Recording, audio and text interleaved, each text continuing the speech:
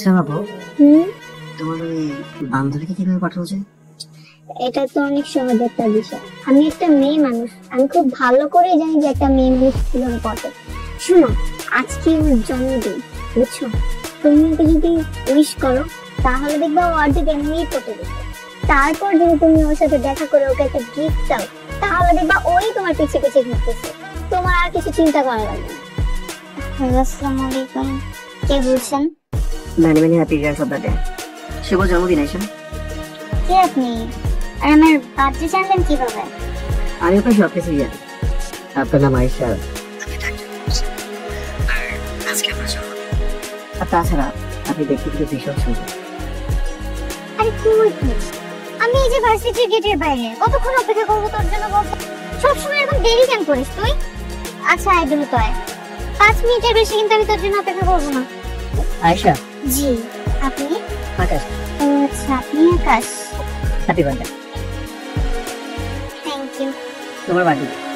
আপনি সত্যি সত্যি আমার জন্য বার্থডে গিফট নিয়ে এসেছেন? কেন আনবো না? তুমি চাইলে তো পুরো দুনিয়াটাই লিখে নিয়ে আসতে। বাহ, সেটা তো সুন্দর আর স্মার্ট অনেক। Thank you so much. আমাকে এর আগে কখনো এভাবে কেউ বার্থডেতে গিফট দেয় নাই। ধন্যবাদ লাগবে না, আমার তো অন্য কিছু চাই। কি চান? আরে সেরকম কিছু না, আপনি ওটা বন্ধ করতে হবে, তুমি করবো। আপনি আমাকে যেরকমটা মনে হচ্ছে আমি এরকমটা না, আসলে আমি গ্রামের মেয়ে তো, আপনি থেকে তুমিতে যেতে আমার একটু সময় লাগবে। লাগুক, সমস্যা নেই, অপেক্ষা করবো। তুমি চাইলে সারা জীবন অপেক্ষা করবো। আসি, যেদিন তুমি বলতে পারবো সেদিন আবার দেখা হবে।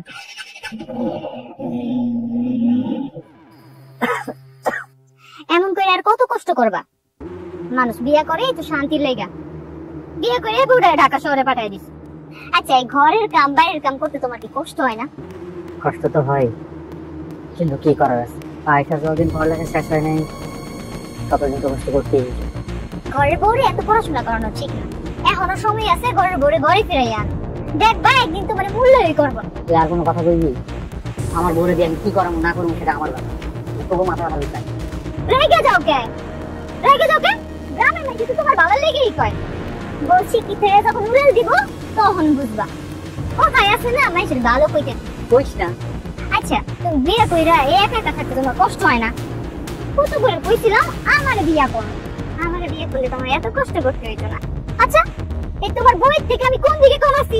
আচ্ছা সমস্যা নাই, কোনো দরকার লাগলে আমার এক মিস কল দিও, আশেপাশেই আছে। তুমি কল দাও। ওরে বাবা রে, রেনু যা কইলো এগুলো যদি সত্যি হয়, না না আয়সা আমার মায়া না, আয়সা আমার ভালো হয়। আমি কখনো ভাবতেই পারিনি তোমার মতো সুন্দর হ্যান্ডসাম একটা ছেলে আমার জীবনে আসবে।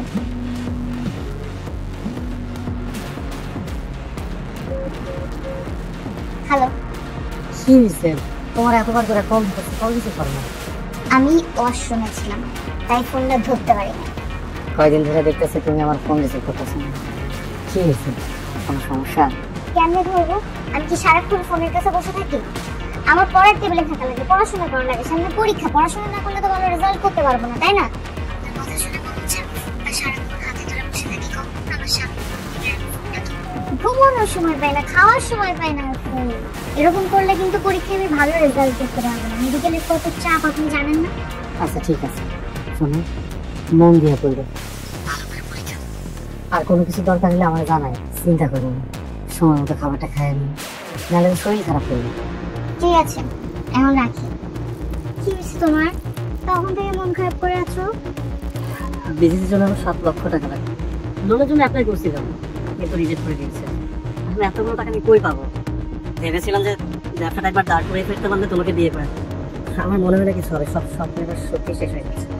আচ্ছা ঠিক আছে, মন খারাপ করো না, একটা না একটা ব্যবস্থা হয়ে যাবে। দেখো কিভাবে ব্যবস্থা হবে? আমি আবার সবকিছু বিক্রি করে দিয়েছি ব্যবসার জন্য, দোকানও ভাড়া নেওয়া হয়ে গেছে। এখন যদি আমি ব্যবসা শুরু না করতে পারি তাহলে আমার মাথায় কাজ করতেছে না। আচ্ছা, তুমি তোমার পরিচিত কারো থেকে হেল্প নাও। পরিচিত? এবার পরিচিত কে আমাকে 7 লক্ষ টাকা দিবে? ডিটেল আমার 7 লক্ষ টাকা দিবে, বুঝতেছো? আচ্ছা তুমি একটা কাজ করতে পারো, তুমি একটু রাস্তা দিতে পারো? আমি? হ্যাঁ প্লিজ দেখো, আমি জানি যে তুমি বাসায় ফোন দিয়ে যদি বলো তোমাকে কোনো না করে না, তুমি যদি টাকাটা চাও তোমার বাসা থেকে না করবে না, একটু ব্যবস্থা করবে। কিন্তু কোনো কিছু নয় স্যার। দেখো তুমি একটাবার টাকা ব্যবস্থা করে দাও, আমাদের ব্যবসা নিয়ে দাঁড় করে ফেলতে পারি, আমাদের লাইফ একদম সেট। এরপর তোমার পড়ালেখা করতে সব খরচ আমি দেবো, বাসায় টাকা পয়সা যেতে হবে। এতগুলো টাকা কি বলে বাসায় যাবো? মানে কেন আমাকে এতগুলো টাকা দিবে? এতগুলো টাকা তো ইম্পসিবল হয়ে যাবে। আচ্ছা শোনো, তুমি বাসায় বলবে যে তোমার 1 বছরের সেমিস্টার ফি একবারই পে করা লাগবে। তুমি একবার বলি দেখো, আমি তো উল্টাপাল্টা কোনো কথা বলছি না, তোমার সেমিস্টার ফি পে করা লাগতেছে প্রত্যেক মাস করে 3 মাস পর পর। সো 12 মাসে তো একবারই চেঞ্জ করে দিবে, প্লিজ দেখো আমার জন্য। আচ্ছা ঠিক আছে, আমি দেখি, কিন্তু আমি তোমাকে কথা দিতে পারছি না আমি পারবো কি পারবো না, তবে আমি চেষ্টা করে দেখতে পারি। ঠিক আছে আমি জানি তুমি পারবে। তোমার টাকা পয়সার কোনো ব্যবস্থা হলো? না রে, পুরো টাকার তো ব্যবস্থা করতে পারি নাই, এই 2 লাখ টাকার ব্যবস্থা হয়েছে। 2 লাখ টাকা? আরো তো 3 লাখ টাকা নেই, আর মাত্র কয়দিন বাকি। আমি আইসের কেমনি টাকা পাঠাবো? তোর বউরে পড়াইতে যায়, তোর কাছে যা কিছু ছিল সবকিছু তো বেচা দিলি, এই বাড়িটা ছিল এই বাড়িটাও বেচা দিলি।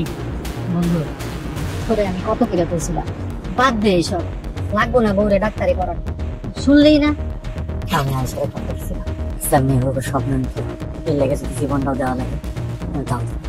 হ্যাঁ এখন ওইটাই বাকি আছে, দেখ তাহলে কোনোভাবে নিজের জীবনটা দেওয়া যায় নাকি। তোরে এই ব্যাপারে আর আমি কিচ্ছু করবো না, তোর যা মন চায় তুই তাই কর। তুই ঠিকই কইছিস, আমি এখন আমারই বেসবো, এছাড়ার কোনো উপায় নাই আমার। তুমি যদি আমাকে টাকাগুলো না দিতে না, আমি তো রেস্টের বিজনেস শুরুই করতে পারবো। যাই হোক 1 তারিখে আমার রেস্টের বুক করবেন, তুমি কিন্তু চিফ গেস্ট হিসেবে থাকবো আমার রেস্টুরেন্টে। জি অবশ্যই। আচ্ছা দেরি হয়ে যাচ্ছে, তোমাকে দিয়ে আসে চল। আকাশ, তুই তুই এখানে আকাশের রবি কি করিস? আমি আকাশের গার্লফ্রেন্ড, তাহলে আমি এখানে থাকবো না তো কি তুই থাকবি? গার্লফ্রেন্ড মানে কি? আকাশ কি বলে এগুলো? হ্যাঁ ও তোমার গার্লফ্রেন্ড? হ্যাঁ ঠিকই তো বলেছো, ওই তো আমার। ও যদি তোমার গার্লফ্রেন্ড হয় তাহলে আমি কি? তুই তুই হচ্ছিস আমাদের সোনার ডিম করা হাত। আকাশ না তোর সাথে শুধু প্রেমের অভিনয় করেছে, আর তোর কি মনে হয় তোর মতো একটা গ্রামের গাইয়া মেয়েকে আকাশ সত্যি সত্যি ভালোবাসে? ইম্পসিবল। তোর যদি এটা মনে হয় তাহলে তুই সম্পূর্ণ ভুল ভাবছিস। আকাশ প্রথম থেকে আমার বয়ফ্রেন্ড ছিল, আর এখনো না আমারই বয়ফ্রেন্ড আছে। মাঝখানে তোর সাথে যা হয়েছে না, সাজানো নাটক মাত্র। কেন করলে আমার সাথে এরকম? আমাদের টাকার দরকার ছিল, আমাদের টাকার দরকার ছিল, আর সেই জন্য ওটা গ্রামের মুরগি খুঁজতেছিলাম, ভাগ্যিস তোমাকে পেয়ে গিয়েছিলাম। আমার মিষ্টি কথায় ভালোবাসাটা আপনার কোথায় দিয়েছি, দেখো না কত ভালোবাসা। টাকার জন্য আমার সাথে প্রেমের নাটক করছো, আর টাকা পাওয়া হয়ে গেছে ব্যাস, আমাকে চিনো না। ছি, তুই বান্ধবী, তোর মতো বান্ধবী থাকার থেকে তো শত্রু থাকা অনেক ভালো।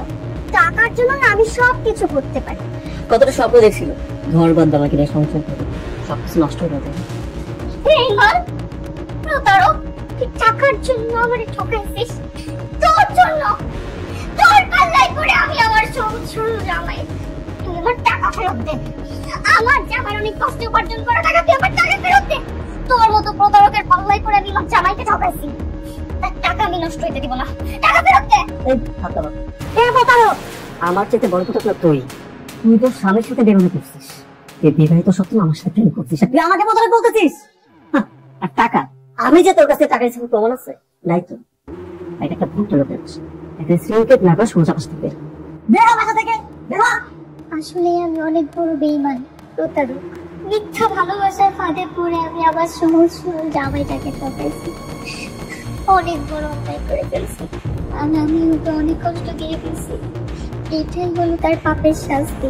শুন, তুমি আমাকে মাফ করে দিও প্লিজ। মানুষ এরকম স্বার্থপর কিভাবে হয়? হাইরে দুনিয়া, হাইরে মানুষ। আপনার কাছে একটা অনুরোধ আছে। বলো। মা, তুমি আমার ফোন কেন ধরতেছো না? তুই ফোন দিছিস কে আমাকে? মা, আমার দ্বারা অনেক বড় ভুল হয়ে গেছে। আমার মনে শয়তানি ধরছিল মা। আমি সুমনের সাথে এত বড় অন্যায় কেমনে যে করে ফেলছি। আমি সুমনের পা মাত্র ওর কাছে মাপ চেয়ে নেবো মা। আমি ওর সাথে যোগাযোগ করতে পারতেছি না মা। সুমনের সাথে তুই যে বেইমানি করছো, তোর মতো ভাই আমার দরকার নাই।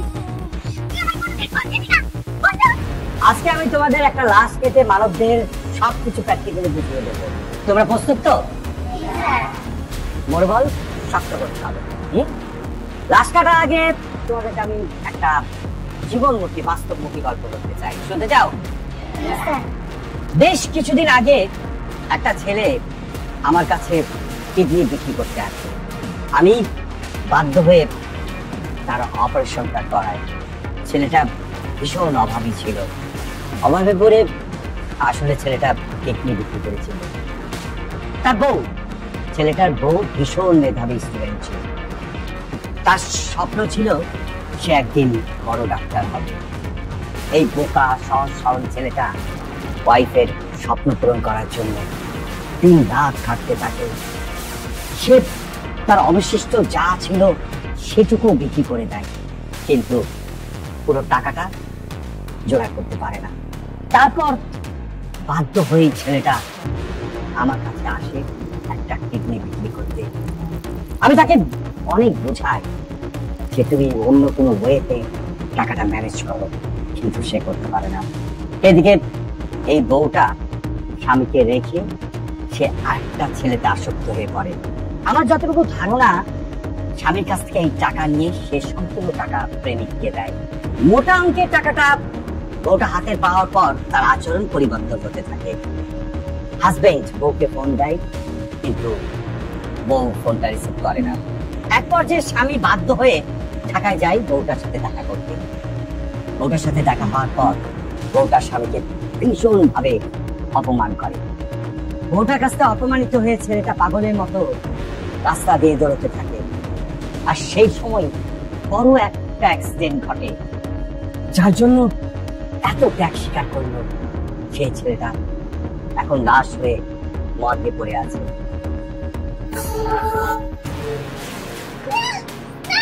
আশা, কি হয়েছে? আশা, তুমি ওনাকে চেনো নাকি? আমি ওর বউ স্যার। আপনি ওঠেন না। ও মাই গড, আপনি ওঠেন না। আরে এটা কোনো কথা নাকি? আমি ভুল করছি, আমার বাচ্চা আছে চলতে হবে। একবার শেষ হয়ে কথা বলতে শুনতে হবে।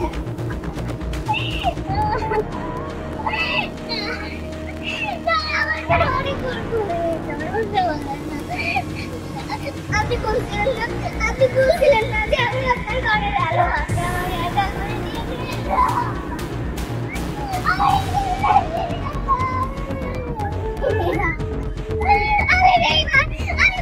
আমি মানতেছি, আপনি আমার জামাতে